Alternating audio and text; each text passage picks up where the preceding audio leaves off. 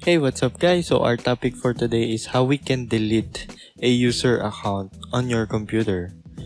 So let's get started. First go to here, start. Click this settings or just can type settings. There you go. And click accounts.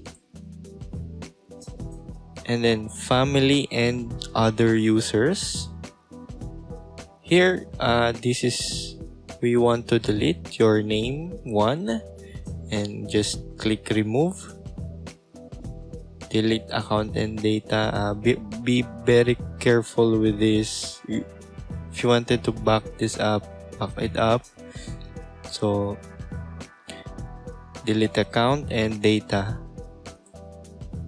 Once you delete that, you can never get the data there. So What? that's it guys. Thank you for watching and don't forget to subscribe.